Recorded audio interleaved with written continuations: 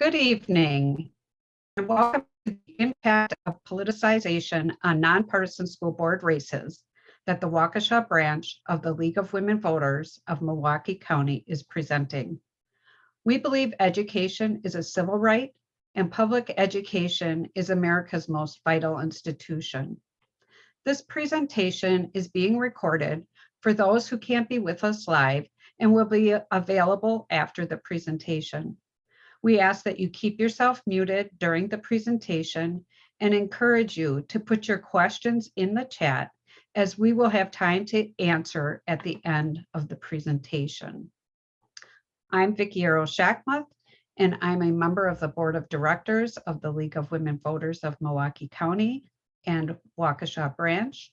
I serve as the director of the Waukesha County branch, and I'm your moderator today as we take a look at some of the issues around politicization of nonpartisan school board races, such as the trend of placing party affiliations on ballots in nonpartisan races and the impact of party affiliation in the most recent Waukesha County school board races.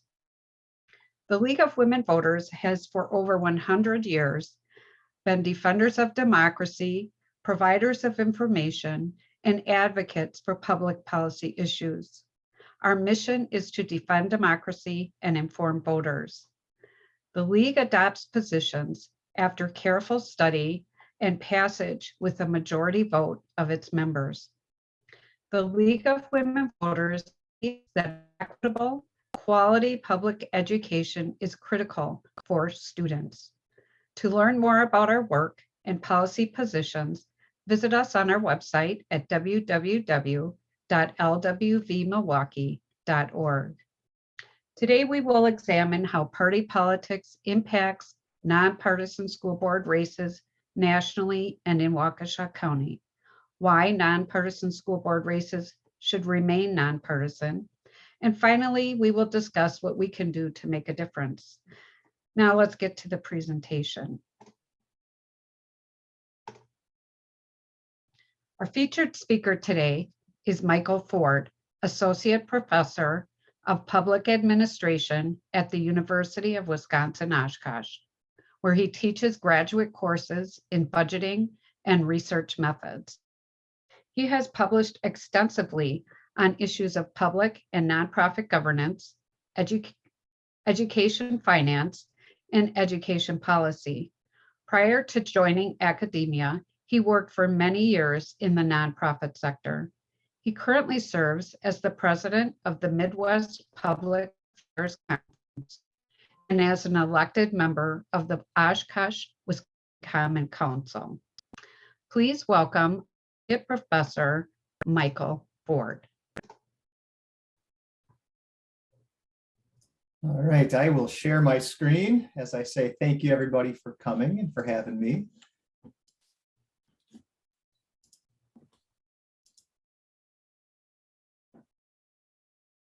Can everybody see this?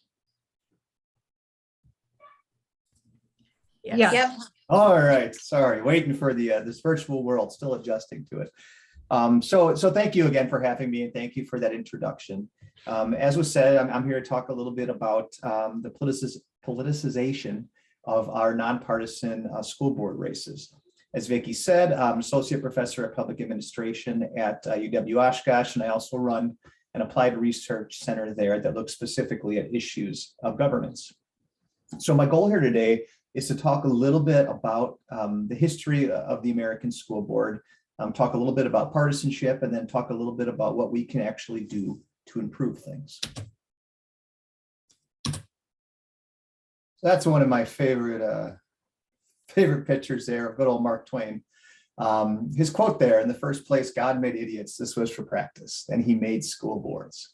And I share that, this was shared with me 15 years ago, and I decided to write my dissertation about school board governance.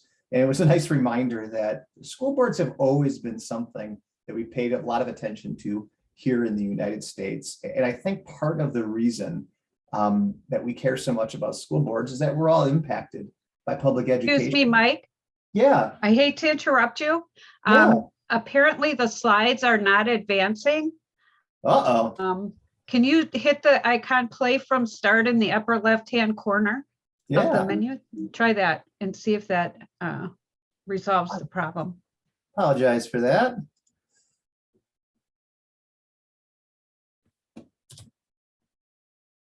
Did that advance? Well, it is advanced, but I don't know that it's playing in a slideshow.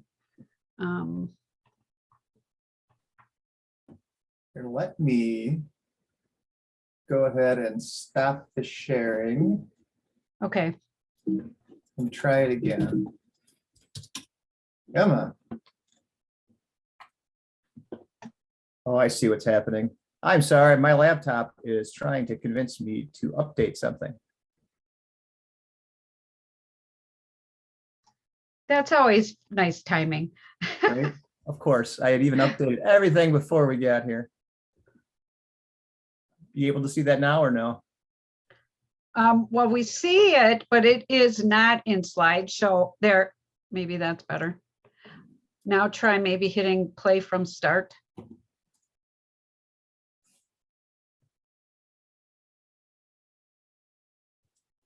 Did it advance? Okay, Here's what I'm gonna do then. you can just move it yourself there. Yeah, can you see this? Yes, All right, well then we'll do that. Don't you like this new virtual world we're all living in? It can bring us together, but it also makes everything a little bit harder. yes. But like I said, this here quote is really just a nice reminder that this is nothing new. We've always cared about school boards here in the United States. And I do think the reason is it's so familiar. All of us, either as a student, as a parent, as a taxpayer, we're exposed to these things. It's also something that's really cool about local government in general, that you have to actually interact with individuals on a day-to-day basis that are representing you. It's familiar. I even before we started today, I heard a conversation about one of you heading off to a school board meeting this evening. So right, it's something we can all participate in. So a little bit of history. We can go back to 1789, Commonwealth of Massachusetts. Their legislature allowed towns to choose committees to oversee schools. It was something that started there, and it quickly diffused across the United States to the point where the dominant way that public education is overseen is through a democratically elected school board. 13,601 school boards in the United States.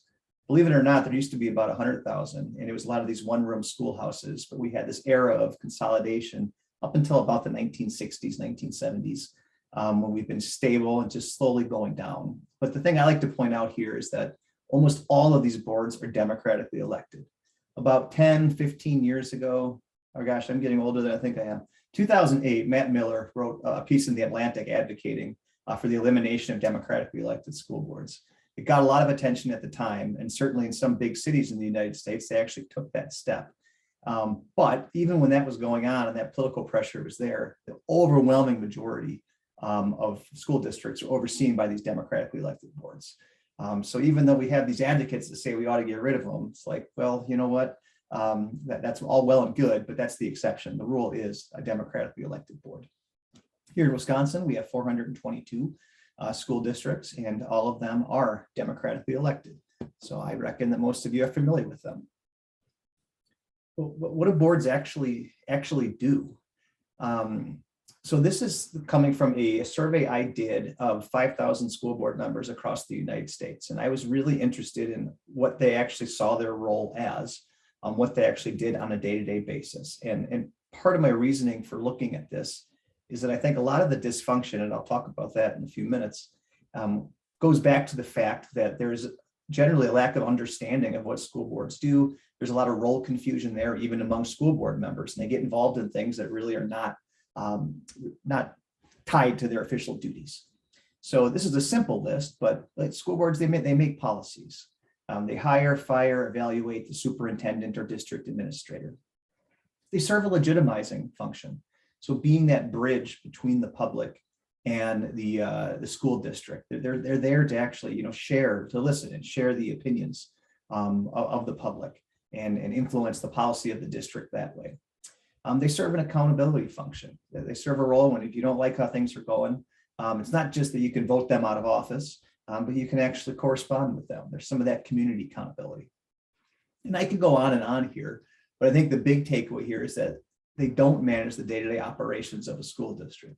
That is not the role of a governing board in a public entity. That's what the superintendent does. So who are these people? And this was fascinating because I tried to do a research project in Wisconsin where I was really interested in racial representation on school boards and how that impacts outcomes in diverse school districts. And the lesson I learned was that there just isn't much racial diversity on school boards in Wisconsin. So this is national data, but this mirrors what's happening here in Wisconsin. The median school board member tends to have a bachelor's or a master's degree. Claims moderate political views. You're right. I do a little experiment where I ask a battery of questions to try to identify their ideology. Then I also ask them what their ideology is. And it's not uncommon for have that battery of questions say that, hey, you're a conservative, hey, you're a liberal, but then they self-identify as a moderate. So take their own answers with a little bit of a grain of salt here. The average age of a school board member in the US is about 52 years old. In Wisconsin, it's a little bit older, but 53, 54. Here's where I think we get really interesting because it speaks to that democratic accountability question.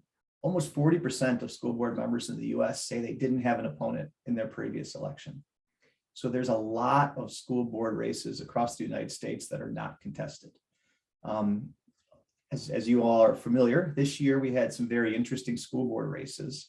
And, I go back and forth. People ask me, is this engagement a good thing? And I say, I'm never going to say democratic engagement is a bad thing. It certainly is a good thing that we're having more competitions on our school boards. But again, as we'll talk about in a minute, some folks are running for very ideologically tinged reasons, as opposed to, wanting to fulfill some of these duties that we just talked about. Overwhelming majority of school board members have a job outside their board. There really is not one industry that's overrepresented. They're all over the place. And a lot of school board members have been there for a while. If you look at that, almost 40% report they've been there for over 6 years.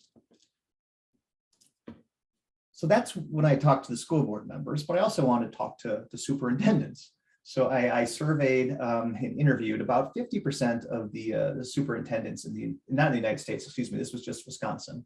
And I asked them a bunch of questions about their school board, trying to understand if the school board members themselves agree with what superintendents have to say about them. And one thing that stuck out to me is that 78% there thought they had a highly cooperative school board, that their school board members got along with one another. 22% said they had a high conflict board, but here's where I really got interested. Only 60% said they had a productive school board. So there was a lot of school boards, or at least superintendents in Wisconsin, that feel that their school board is not all that productive. When I did some interviews and I dug a little deeper, there's a diversity of thought about that. Certainly there's a lot of superintendents that told me that, hey, we have a really good school district. I'm very happy my board's just not screwing that up for me. It's okay that they're not too productive. But some said, you know what, I wish they were engaged a little bit more. They're not engaged. And one of the things I've shown in my own research is that the worst thing you can have on a school board is a really highly conflictual board that's also really productive, because that tends to mean they're really, really good at fighting with one another. They're really, really good at kind of going back and forth on policies to try to get back at one another after each election. So for a little more nuance, I shared a little bit of, oh my gosh, I'm flying through here. I asked superintendents through some interviews what they think their boards ought to be doing. And I won't read all this to you, but just bolding some of those things. Academic achievement came up a lot.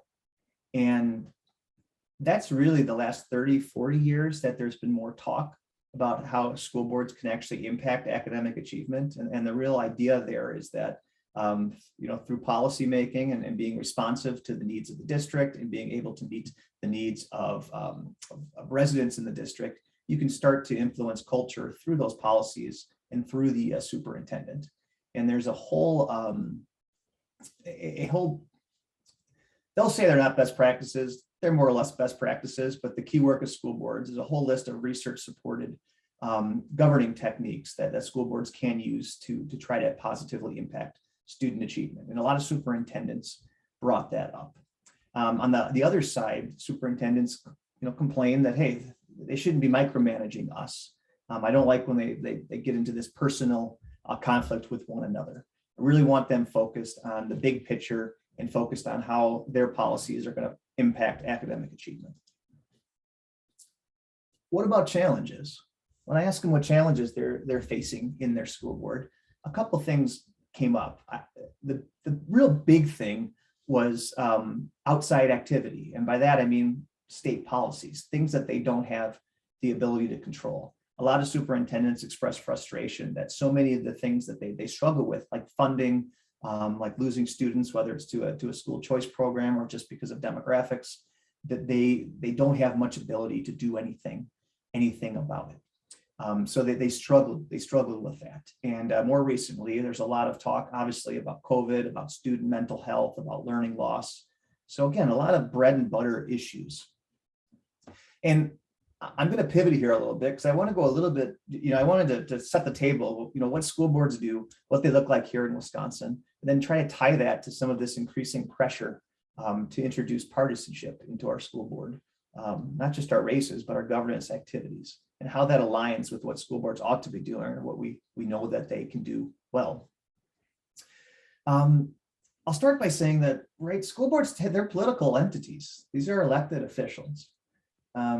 Even today, before I got here, I'm on the Oshkosh Plan Commission, and I was talking to a member of the League of Women Voters in Oshkosh, and she said, "Oh, you're talking to them? That's great.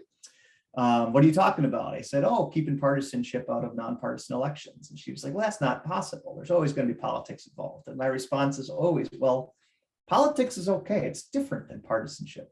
So where am I going with this?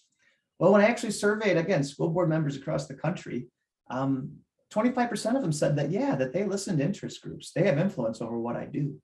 Almost 2/3 said yes, they use they take input from these school board or from these interest groups. Over half of them do claim a specific ideology, saying that, yep, I'm a liberal or I'm a conservative. But what I find fascinating is there's not a relationship between a specific ideology and school district performance.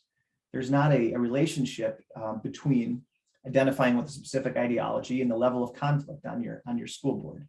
And I think that highlights an important difference between local government that's nonpartisan by structure and state and federal that is partisan by structure. At the state level, your scheduling, who your speaker is, who your Senate president is, all your committees, all of these things are determined by partisanship. So partisanship is really baked into every step of the governing process by design. That's not the case at the local level. You can say that partisanship or not having that R or D next to a candidate is really just a facade, but at the local level, it's not.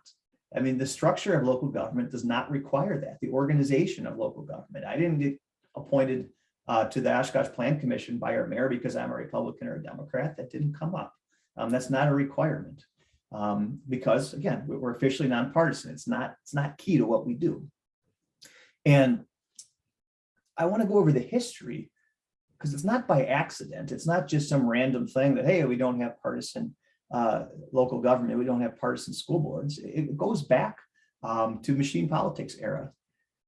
So late 19th, early 20th century.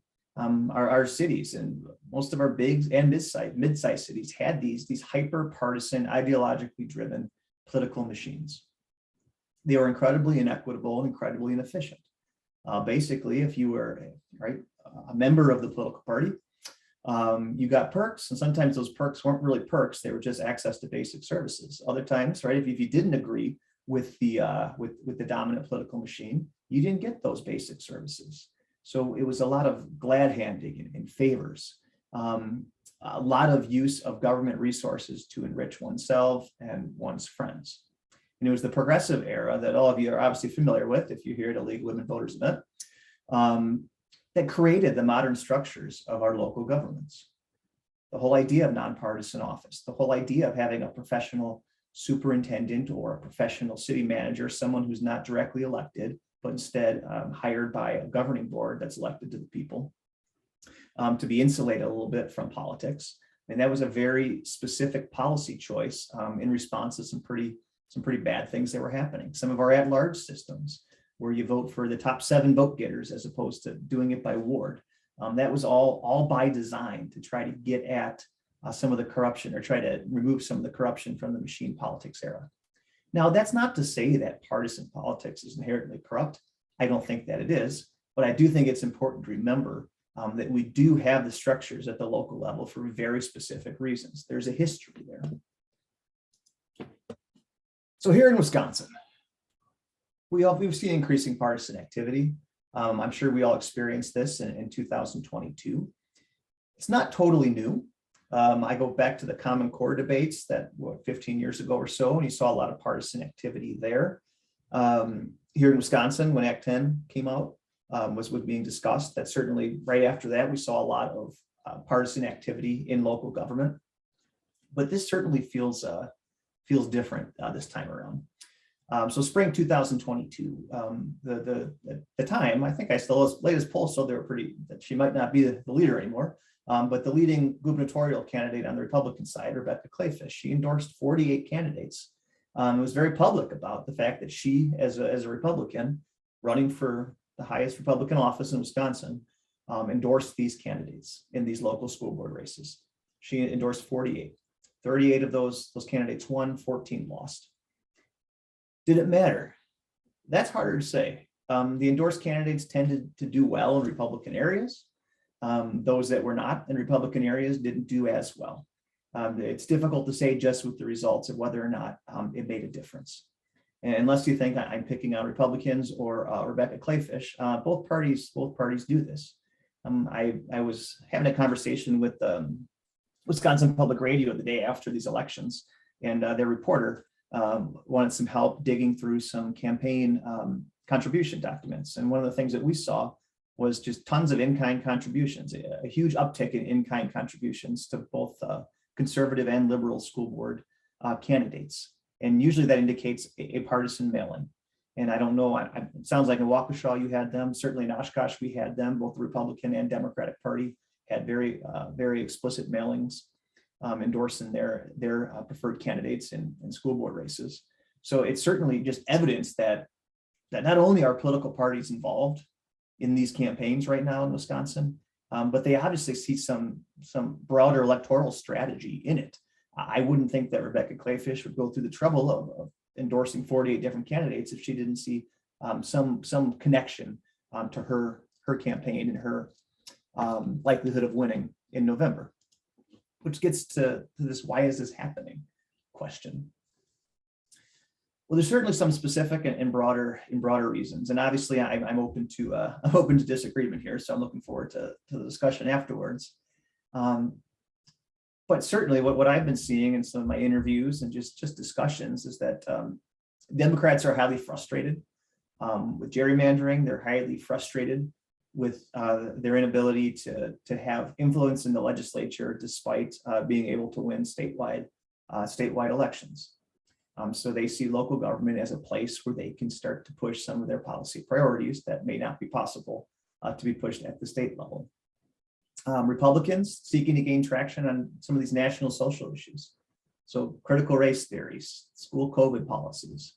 And there definitely seems to be a pattern here of trying to utilize some of the historic support for education reform initiatives like school choice to suburban voters who maybe have been turned off by Trumpism, but nonetheless lean conservative. And I say that because we've seen a lot of the campaign literature, especially for Republican or more leaning candidates in school board races, talk about themes like parental freedom. So they're not saying, school choice specifically, but they're talking, they're messaging based on things that have been successful in the past. So I think they might be playing the long game, trying to get supporters for the upcoming gubernatorial election. But there is a broader reason. There's more going on here than these specific attempts to get an electoral advantage based on current education issues and disagreements. And right, the shift toward nationalization of local issues and the culture wars, right? It seems like every issue has to be one or the other, right? A dichotomous issue. Vicki and I were talking a bit about this the other day about masks. Whatever you feel about masks, it seems odd that people are getting death threats over masking policies, right?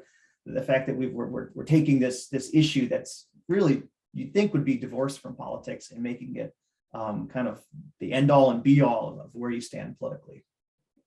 This blurring of lines between governing and politics, and that one really frightens me because as I said before, the structure of local government is really based off this ability to separate the actual governing, the day-to-day running of a school district or the day-to-day running of a municipality from politics.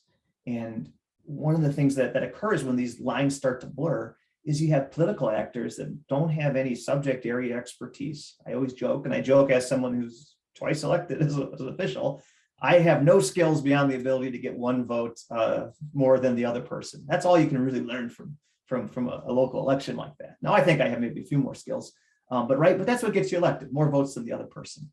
But when you have political actors that are willing to step over those traditional boundaries between governing and politics, you start to get micromanagement. You start to have basic funding, blackmail, threats, all kinds of things that really make it difficult for local government officials and school board members, school district officials to do their jobs. In Wisconsin, all of this is magnified because we are such a 50-50 state.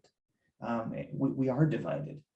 Wisconsin's also an incubator for education issues historically. So there's a lot of outside infrastructure that already exists here in Wisconsin around education issues that has been mobilized in school board races at the local level this last time around.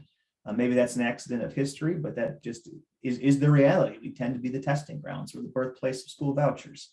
We have one of the largest open enrollment systems in the country. We're one of the first adopters of charter schools. We have all of these reform ideas that started here. Again, they didn't start here by accident. It's because there is an existing infrastructure. I'm sure there's more things than that going on, but that's my one slide answer to why this is happening. Now, and more important, why does this matter? Well, politics is different than partisanship, right? Of course, local races are political, as I said before. Politics is about conflict. It's about disagreeing. It's about selling your vision of a school district to your neighbor, getting them to vote for you. We should expect and we should have political differences on our governing board. That's representation. That's okay, but that's politics. Naked partisanship is something different. And I think it's harmful. So my own research shows that school boards that exhibit these predictable entrenched conflict types perform worse than those of other conflict types. What do I mean by that? You can have a task conflict where a school board just disagrees about what they should be working on, a specific policy, if it's worthwhile. They should be talking about it. They might disagree about the direction of the district in any number of specific ways. But a high functioning board is going to have that debate. Officials are going to trust one another. They're going to trust the intentions of one another. They're going to take a vote, and whether they're in the winning or losing side, they're going to move on, recognize that the policy, piece of legislation that was passed is legitimate. That's productive conflict. It can actually bring groups stronger together when they're able to disagree with one another and still rally around a position. It's different when you just don't like one another. Maybe you ran against each other in a previous election. Maybe you see each other as ideologically different. Maybe there's a past history there. One of the things that cracked me up some of my school board surveys is when you survey some of these really small areas, I'd ask them, what's the problem with your board? What type of conflict do you have? And they'd be like, well, my main problem is Frank. They're naming names, right? They have some personal relationship issues. And that's not productive conflict, because if you go into a debate saying that I'm right, you're wrong, my team's right? The Republicans are right, the Democrats are wrong, then by definition, what you say, because you're on the opposite side of me on the political party, it's going to be wrong before we even start debating the substance of the issue. That's the type of conflict that destroys a small group dynamic.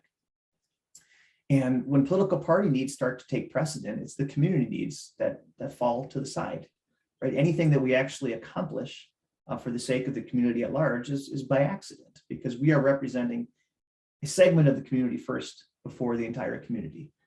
we are representing a political party or political movement first for the rest of our constituents. And that's, again, really dangerous. And to put it another way, it's introducing this destructive structural conflict as the starting point for all of our governing board deliberations. It's creating slates rather than productive discussion. And sometimes I give these talks and people say, well, you don't think politics, right? You find it distasteful, right? You're weak, you can't take it, it's okay to disagree and fight with one another and mix it up. And I go back to, well, it's performance. It hurts the performance of the governing board, right? Whether you find ideological conflict distasteful or if you like debating, that's fine. But when that becomes the defining characteristic of a school board, it negatively impacts performance. You are not able to respond to the needs of the community. You're not able to translate the needs of the community to your superintendent managing the day-to-day district in a unified way. You're not able to give those in charge clear direction.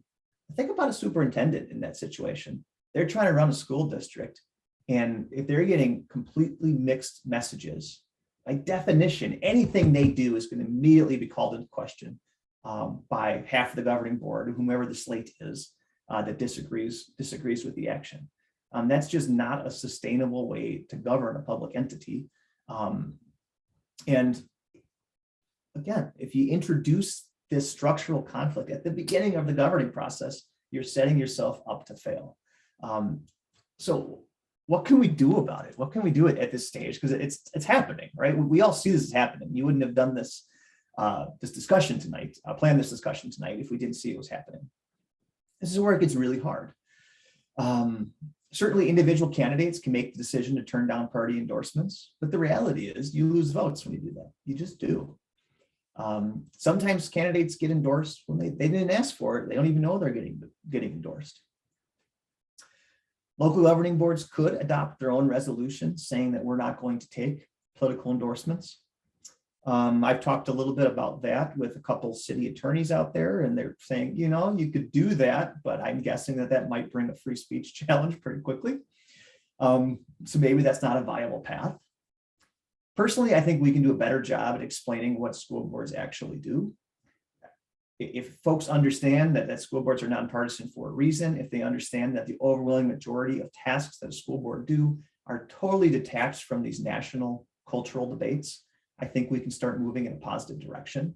And I like the idea of tying it to performance, because I think that's so much less threatening than saying that, hey, wait a minute, but if I don't, right, if I'm a Democrat and I don't participate here, the Republicans will do it and I'll lose, or vice versa.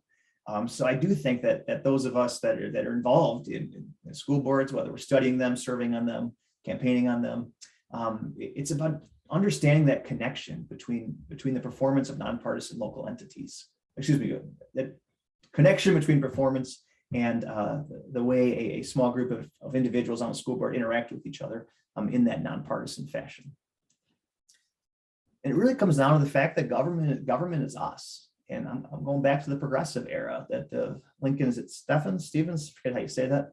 But his famous quote was, misgovernment of the American people is misgovernment by the American people. It's us.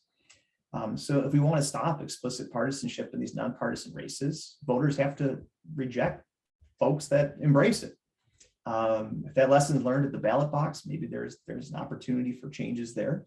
But if candidates keep being rewarded for it, it's going to be a permanent fixture. And I always go back to, do we really want to invite the dysfunction at the state and federal level into the local level? Because I really think that we're close. We're at a tipping point here where it's hard to put that genie back in the bottle. And personally, I think that local government is our last best hope for showing that we can still govern productively here in Wisconsin, but here in the United States. And I think a big reason is that we don't have that first structural barrier of partisanship standing in our way. So I know we only have an hour here, so I'm happy to wrap up this section and happy to have some conversation here. I appreciate you all listening to me and putting up with my technological challenges there at the beginning. Can stop sharing, Vicki, if that's okay. Yeah, that's great. Thank you for your presentation, which was wonderful. Thank you. We'll move on to questions and answers. So as I said at the beginning of the presentation, if you could put your questions in the chat, we will present them to Professor Ford, and he will attempt to answer or answer them. I'm going to say you might consider the school board's function when asking your question. The National School Board Association describes a school board's function as setting the standard for achievement in the school district, incorporating the community's view of what students should know and be able to accomplish at each level. They're accountable to the electorate, ensure that the taxpayers get the most from their tax dollars. Key responsibilities include employing the superintendent, and Professor Ford was talking about there needs, when there's all this conflict, that becomes very difficult for that relationship. Developing and adopting policies, curriculum, and the budget, as well as overseeing facilities issues and adopting collective bargaining agreements. He gave us a good history of why we have nonpartisan school boards. You may want to address that in your questions as well. The most chatter that came up, at least for the group that we have here today, is when you discussed the parties endorsing candidates and providing economic support. You mentioned that both Republicans and Democrats were doing this. We have a couple candidates that are with us who are arguing that was not the case here, at least not in the Waukesha School District. They were not providing to candidates of nonpartisan races, and they were also not officially endorsed candidates at the party level in Waukesha. But however, the Republican Party had a very coordinated effort, and I will just share some information on that. In Waukesha County, in their spring elections, they paid, as you mentioned, for advertisement that featured names and photos of candidates in many different school districts. They also had slates of candidates running that they were supporting as a whole slate instead of individual candidates. And so I know you briefly talked about the slate of candidates, but how do you see that impacting performance of a school? If, let's say, three people are being elected or running as candidates as a unified group, how do you see that in board and its performance? Yeah, I think it's a huge barrier right at the beginning, because the expectation is going to be that that's a block of votes. So you've right off the bat, you've turned a potential group of 7 individuals that all have different preferences, different ways of viewing a group that can be stronger than the sum of their parts, into an entity that's 2 groups or maybe 3 groups, whatever the slates are. And it really, right, it prevents people from engaging on the issues. Again, you're creating those structural differences right off the bat. And that leads to groupthink. That leads to groupthink among members of the slate. That, we're the slate, voters elected us, we know what's best, we believe in these things. So by definition, anyone who disagrees with us is either dumber than us, less successful than us, more out of touch than us. It really creates a bad starting point for productive conflict. So if we were to be discussing how you would determine if this conflict results in student achievement decreasing or increasing, how would a voter take a look at that?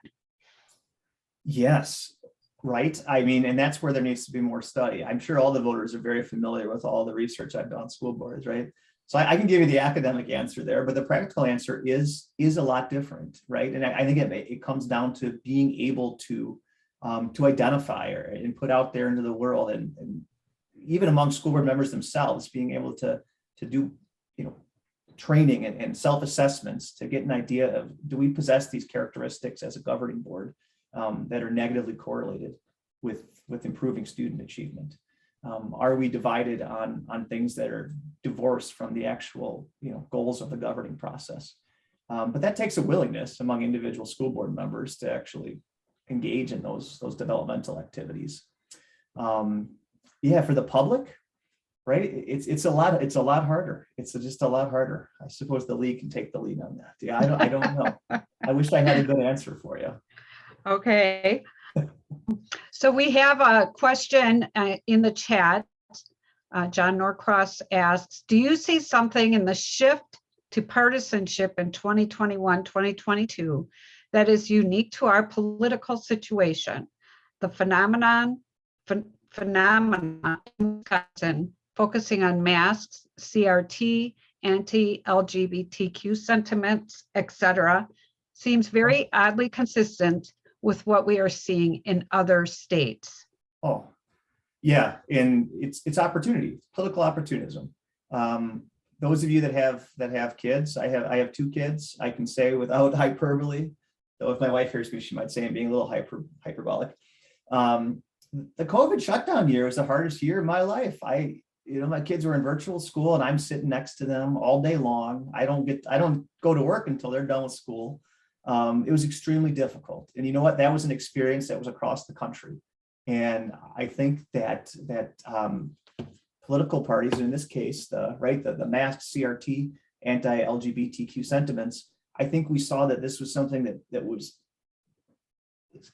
impacting, maybe not anti-LGBTQ sentiments, but certainly mask policies, COVID policies, that brought education issues to the forefront for everybody, because everybody was dealing with it, and they were dealing with it for a prolonged period of time. So I do think political parties saw that as a way really to take advantage of the situation and say that, hey, here's this issue that's a hot button issue that's kind of first and foremost in everybody's mind. This is a chance for us to score a political advantage there. And it is fascinating to me, and I can't claim to totally make sense of it all, how opposition to masks, how discussions about virtual school versus in-person school shifted so quickly into discussions of anti-LGBTQ sentiments, to discussions of critical race theory. But I mean, it's connected, right? It's connected to the fact that you had political parties willing to exploit some of the divisions that were existing in our schools and to tie those to other cultural issues that divided folks. So my take is it's opportunism. So can I just ask a follow-up to your statement? In broad terms, have school boards traditionally dealt with these types of issues, or were they more handled on the day-to-day level? Who typically had been addressing these types of issues? Yeah, well, I'll push back on your question a little bit. And I shared this with you, Vicki, in our discussion the other week, that there's this absolutely, as someone who studies this stuff, fascinating debate for the school board election in Oshkosh, where one of the candidates goes up and says, if I win, we're going to take critical race theory out of our schools. And superintendent said, well, that's not a thing in our schools. And he says, if I'm elected, I'm going to take critical race theory out of these schools. Right, how do you as someone and this is the difference between politics and governing, how does someone who's trying to govern and oversee a complex organization try to meet a political demand about something that's just not real, or that they're not doing? It puts them in an impossible situation. So yeah, certainly some of these other things that we've had debates about, like what books should be in libraries, those have always been organizational decisions. I shouldn't say always, right? We've got a history here. But right, those are primarily meant to be organizational decisions.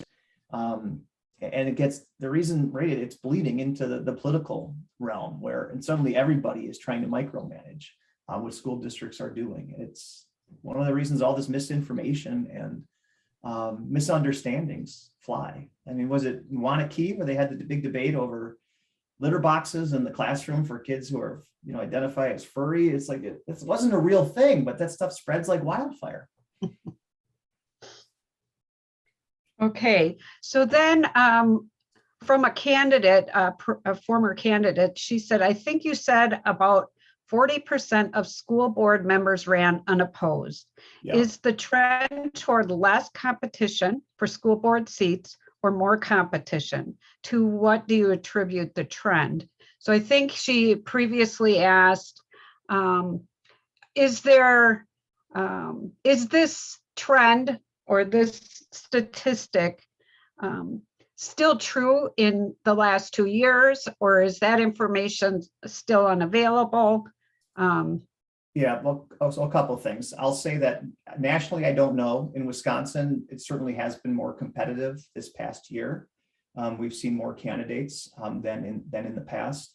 I think I should have put an asterisk on that 40% number because that's national. When you look at suburban districts in particular, those are much more competitive, and that number of uncontested seats goes down to 15% or so. So suburbs have always been much more competitive than more rural areas. And yeah, that's certainly been the trend this time around as well. So I would suspect that at least this last year, that number would be a little different. But I don't know for sure nationally on that Okay. yet. So it's somewhat, it's close to that. Yeah. As of today. And then we have another comment more than a question. Sadly, political issues are affecting policy, namely the non-renewal of teacher contracts who are accused of teaching CRT, sexual identity topics, etc., and real-world consequences for staff and students occur. I have personally heard about stories like that. I don't know where exactly those are taking place. But are those decisions being made by a school board? In some places they are, but I think the bigger place you're seeing it is at the state level. Like, Florida's the good example with the Don't Say Gay bill. I mean, in a lot of places, this is state level policymakers that are pushing some of these policies onto the school board level, but it's inspired school board candidates around the country. So you've certainly seen a lot of that discussed in debates. I'll be very curious to see over the next year or so how many of these candidates that actually won are able to get any traction on these issues at the local level. Okay. And another question. You mentioned an article by Matt Miller advocating non-democratically elected school boards. How would a school board be formed in this circumstance? Yeah, the primary way that it's been done is mayoral appointed. So the thought is that you have I call it the great man theory of public education, that we can have a mayor who's kind of their entire political platform or their political careers based on their ability to turn around the schools. And the idea there is that they can appoint people that are experts, et cetera. But the places that's actually happened are your bigger cities, and it's tend not to go on very well. It tends not to be sustainable. And this is my own question, and I didn't formulate it in advance, but it is something that had been swirling in my head. What we see a lot of our institutions being challenged these days.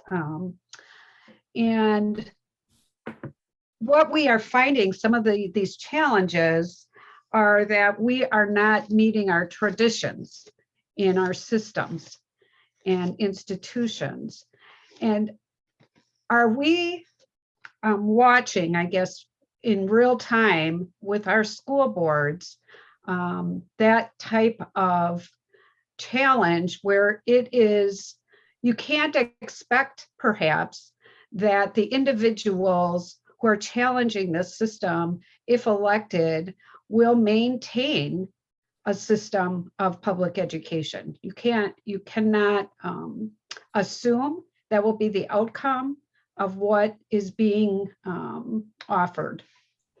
Yeah, I think it goes back to this role ambiguity, which is the biggest point of conflict in school boards and in local city councils, village boards, And that's where an elected official doesn't understand their scope of authority, oversteps those bounds. And I think that we have seen this. It gets back to that relationship between governing and politics. I think we have seen more and more, and not just at the local level, but at the state and national level, this idea that democracy is just elections. I won an election, therefore I get to do whatever I want to the school district because I won an election. So we've gotten away from that idea that, you know, as an elected official, you're there to represent folks. You're there to be one voice at a table that might get their way, might not get their way, to this world. No, the voters sent me here so I can make whatever changes I want to make, and they need to listen to me. And if they don't listen to me, it's illegitimate because the voters selected me. And it fundamentally misses the point of being part of a governing group. A good governing group is stronger than the individual parts. And all it takes is one problem area to totally throw off the effectiveness of the group. Well, I agree with you. So one last question that we have time for tonight, and then we will close it up. And you can say any final thoughts you have if you would like to. Do you think public attendance at school board meetings is effective, ineffective, or fanning the flames of partisanship? That's a really good question. I would have said before this year, I would have said always effective. But seeing some of the things that happened this year, right? I mean, it doesn't have to be this hard. Very quickly, we had a school board meeting here in Oshkosh, just like in many other places, where people just started screaming, and the meeting has to get shut down. Okay, right? That's public participation, but that's not public participation. That's disruption. So being willing to engage in the process, being willing to follow and respect the rules of the governing entity, yes, that's always great. That's always great. I think that allows our institutions to work. Becomes a problem when you have folks that are there not for the purposes of advocating any specific policy position, but specifically to disrupt a legitimate governing process. That's when you start fanning the flames of partisanship. Okay, thank you very much. Yeah. Is there anything you would like to say? A closing statement of any kind? I'll just say thank you, and I'll use my closing statement to answer Nancy's question quick. That private and charter schools, they do have boards, but the research out there generally shows that they don't see themselves as public officials, even though they're overseeing schools that are receiving public funds. So they do have governing boards, but they self-select. So it's a very different dynamic that occurs on charter school boards, like very low conflict on charter school boards, for example. And that's not always a good thing because it's all people that believe everything, right? Have similar beliefs about most things, which can keep good opinions from entering. But if you're really interested in school board governance, my website's michaelrford.com. I have links to all kinds of things I've written on there, and there's all kinds of good references to other good school board research out there. So yeah, feel free to reach out to me anytime as well. I'm always happy to share anything with anyone who's interested. And yeah, thanks for being interested in this topic, and thanks for what you do. Well, thank you, Professor Ford, for sharing your expertise with us tonight. It was a lot to take in and very interesting. Answered a lot of questions, probably leaves us with a few questions, which is good. Should always have questions. Yes, indeed. So as Professor Ford mentioned, if you do have additional questions, you're welcome to email him at fordm@uwosh.edu or visit his webpage, michaelrford.com. If you have questions for the League of Women Voters, you can email me at v.aro-schakmuth@lwvmilwaukee.org. And if you want to learn more about the League, visit us at lwvmilwaukee.org. So as always, I think our answer to some of this is to make sure we vote and everybody votes. If this presentation inspired you to take action, perhaps you would be interested in working with the League of Women Voters to register voters. that sounds like you. Please attend one of our virtual voter registration trainings. We have a couple coming up soon, May 26th at 10 a.m. and June 4th at 10 a.m. And if you would like to join us for our next monthly Waukesha branch meeting, we're here virtually on the third Tuesday of the month. Our next meeting is on June 21st at 1 p.m. You can sign up for trainings and find meeting links on our website at lwvmilwaukee.org. Thank you so much for joining us tonight, and I hope the rest of your evening goes well. And thank you so much again, Professor Ford. This was wonderful.